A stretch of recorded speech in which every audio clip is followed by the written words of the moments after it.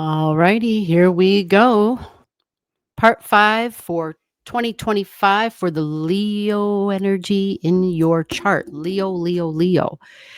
Um, Whether you are a Leo sun, a Leo moon, or a Leo rising, you don't have to have any of those things to watch this video because you have 30 degrees of Leo in your chart. I do too. We all do. Find the Leo energy in your chart. Go ahead and get it. Look at the 30 degrees of Leo. And this video is going to talk about, just like the other ones, for 2025, first of all, we're going to have the North and the South nodes doing their thing in Pisces and Virgo. And we're going to have Pluto and Aquarius. Now, Pluto and Aquarius is for 18 years. The North and the South nodes, where they're going to be placed. Hold on a second. Let me turn this thing now. Where they're going to be placed is going to be for the next 18 months. So we're going to take a look at this and see how this shapes up for Leo. Now, first off, Pluto and Aquarius is in opposition. It's an opposition, which means you've got a Pluto and Aquarius over here, and you've got your Leo energy down here. That's an opposition, which ends up being like a tug of war. Or sometimes they call it a push-pull or a power struggle because it's going like this. It's doing this whole thing, right? This person's like, oh, I got the power. This person over here is like, but I got the power, right? So it's this little bit of a battle has been used, so we'll use that word, but also sometimes where we feel like we have to make a choice, like we can't have both at the same time. Both become important in our life, like we're working towards both in some way, right? So with the Leo energy in your chart, it is about being creative. That's what Leo energy is. It's where you shine and radiate. You might feel like a kid again, but there's something about you that makes you you, whether it's the way you look, the way you speak, the way you walk, the way you express. It's literally how part of the vibrant life force flows from your being, literally. Literally. And you know how sometimes you meet people and, you know, there's something there and you could kind of be drawn to it in a way, the way, the way when the sun climbs up into the sky, the way the flower opens its head to face and see that sunlight. And as the sun moves in the sky, so too does the head of the flower following the sunlight, right? And that's exactly what Leo energy is. So, however your light flows from you or from another person, it is that thing that makes you kind of front and center. There's just something unique about you that stands out. And typically, we think of childhood. We think of laughter and fun and playing games. Leo energy, when we're older, can be that part of our life where we are a little bit more risky because we want to have fun. And so we're older. We have a little bit more freedom when we're older.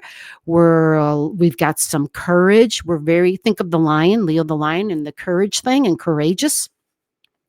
Think of taking a risk with your body, even. Think of sports because it's the lion, the king of the jungle. So I might feel like I'm the authority of a particular thing, especially where the Leo energy is.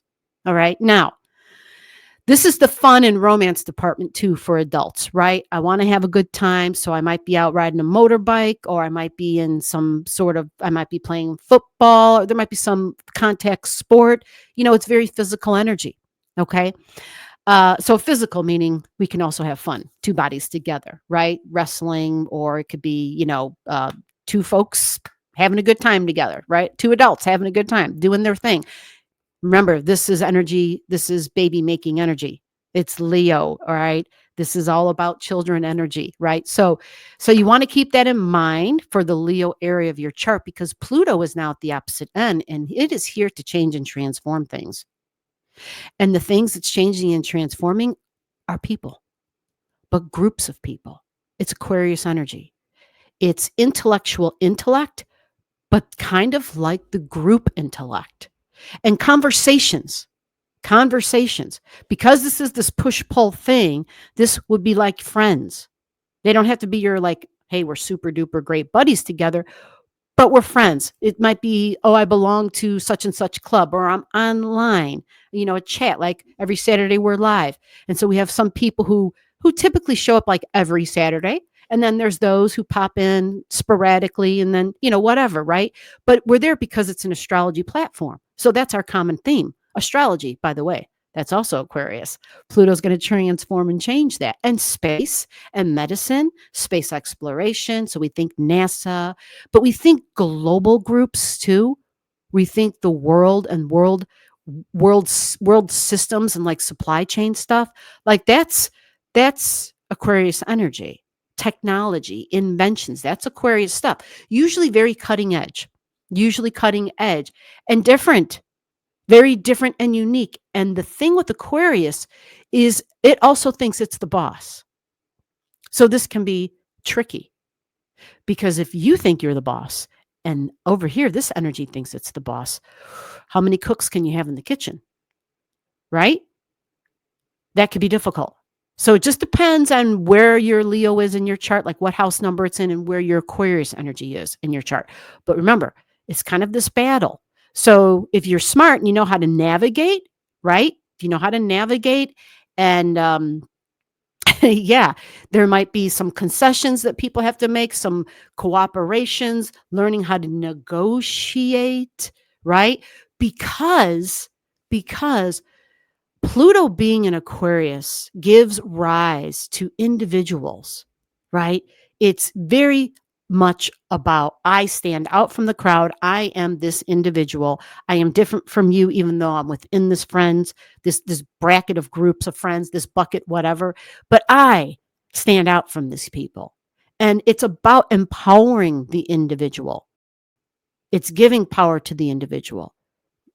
And it enhances different. It enhances uniqueness. And it will at the same time give power to group energy. It can actually give rise to authoritarian, which was why when when Pluto a couple of years ago first dipped into Aquarius energy for a little bit, we saw some more extreme global energy occurring with the rise of authoritarians. Not that they already didn't have, that speech already there and that anyway, there was just a little bit more empowerment to them. And of course, here, we've seen it here in the US as well. Rise to people who, whether they are authoritarians or not, time will tell, but the kind of talks and the conversations they're having, right? Some of those things they're sharing that they're saying that they want to do and that they're going to do are highly questionable because there's no place for a king in the United States that goes against everything that the United States is. But an authoritarian would be, I'm the boss. It begins and ends here, right? And I'm above all the rules. I cannot be held accountable under any circumstances. So with that said, it's a little bit of a battle because your Leo energy is over here. So for me, for everybody, that might be a little bit of a challenge. That might be challenging. Okay. It's quite masculine energy. A lot of testosterone at this end. Now, the thing with the Pluto and Aquarius is it can show you things within group energy that are not real pretty because the job of Pluto and Aquarius is the rotor-rooter. So as it's down there digging and drilling, shit's flowing up to the top. Then I said shit literally because it's shit that floats up and we're like, oh, damn, I didn't know that was there, right? So all of a sudden there might be revelations. There might be things in our consciousness, Aquarius, right? It's supposed to be about raising one's consciousness. That's that Aquarius energy, expanding the mind, right? And creating new neural pathways in the brain. That is Uranus energy. So likely there will be things where it's like, okay, I had no idea. And then from there, you'll be processing it and figuring out how you want to move forward. And that's the beauty of the Pluto and Aquarius is that we usually with Pluto, I'll say, with Pluto, we usually have some time because it drills slowly, but it's very thorough. Okay. It goes down and down and down and down and down. It's not like you wake up all of a sudden one morning and shit's just been flipped, like it's just turned upside down. It works slowly at a very deep level. So you have some time. I think you'll have time. The thing that makes me say the word think is Aquarius energy itself is lightning bolt. It just like, it comes in like a flash and it's like, holy shit, what just happened? Right. So this is just to kind of give you that heads up of the power plays that will be here. Okay. And there might be times where it may be good to learn the skills of negotiation, because ideas and conversations and things that are different and cutting edge, and learning how to detach one's self from the ego, because that is Leo for sure, right? That's Leo. It's me. It's all my pride is shining, and I think of Mufasa standing up there on Pride Rock, and it's like, dude, like that's okay for a Disney movie, right? But in life, it's like, hey, wait a minute, damn it, we want to be treated as equals, and so there just might be times where it may be to one's advantage to let somebody else do the driving. As you have to figure out those details and those little nuances in your own world, but just pay attention to the Leo and the Aquarius energy in your chart, because that's for 18 years. All right. So which means you have a lot of time to kind of acclimate yourself to exciting, different, new, and unconventional Aquarius energy. Never been done before, or if it has, it's been a very long time, because Saturn's part of it too. Okay. So we go to Pisces, because this is where the North Node is going to be for you. Well, for all of us. But the difference is for the Leo area of your chart is this is a little bit of uncomfortableness. It's a quincunx energy that you're going to be receiving from Pisces. Now, the quincunx isn't extreme as the push-pull, the power struggle. It's not like that. The quincunx is like you got an itch on your back. It's irritating you. It's driving you crazy. And you end up finally standing up and walking over to the wall and scratching your head on the your head, scratching your back on the corner of the wall, or you find something, you find a ruler and you're like, I got this scratch, right? So it means that there's something uncomfortable where you feel like you have to do something. And it doesn't have to be anything extremely crazy, right? Or a huge thing. It just means that something with the Piscean energy in area of your chart will create a little bit of an irritation. Now, what I will say here is Leo and Pisces have some similarities, even though they have some things where they're very different. Pisces is water. It's extremely sensitive. It's highly dramatic. It's really good with the drama and acting and a performance. So good for that. It's sound and music. It's Hollywood. Now, what does Leo have to do with that? I mean, Leo is fire, right? Too much fire and people get burned. Leo is fire. It can be very in your face. Think when the lion roars and it's like, holy shit, back the hell up, chill out, count to 50 in the other room, please. Like that's the Leo. If it's not aware of itself, that's that's how the Leo energy can get crazy. Where the Pisces is going to be way more subtle. It's going to do it in a way where you feel like someone's being a shyster, right? Like they're putting on a show. And maybe that's a little over the top, although that can be a thing. But they might be kind of, oh, I don't know, trying to sell you something. Like, even if they're not literally selling you something, in the way they're speaking, it might be like they're oozing with their emotions. They're oozing about their feelings. They're oozing this thing that they are trying to persuade you. You see, Leo, the difference is Leo, I'm the boss. What I say goes. Pisces takes it from another route. Yeah, we think of politicians, right, and public figures, people who are, have the spotlight in some way. So they know they have your ear.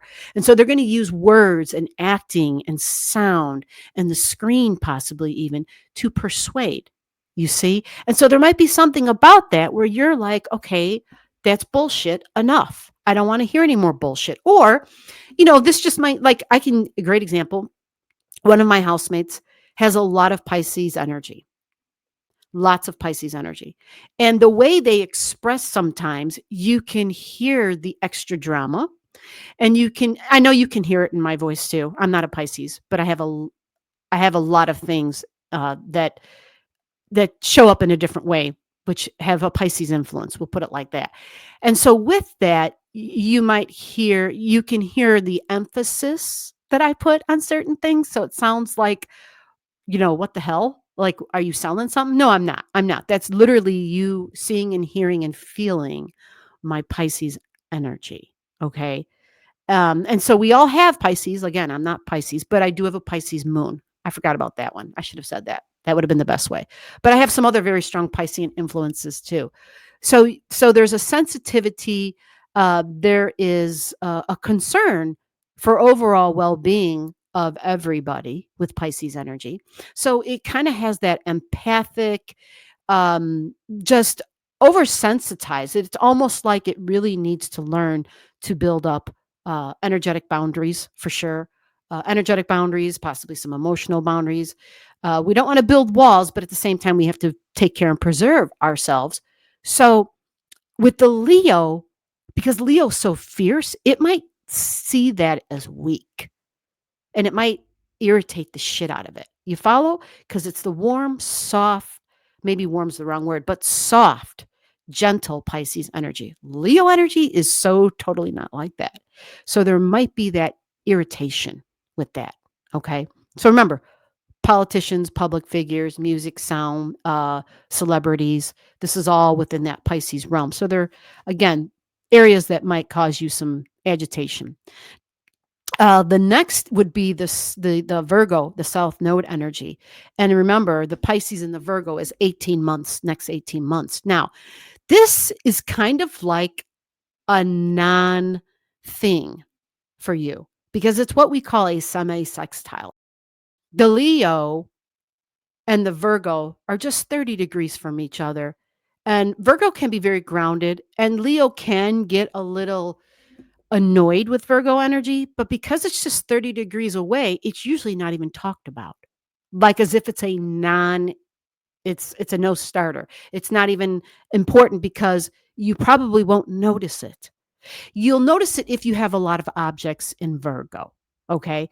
But just keep in mind the Virgo energy because it doesn't send a harsh angle and it doesn't send like a super beneficial angle. It doesn't send anything supposedly because it's a 30 degrees away.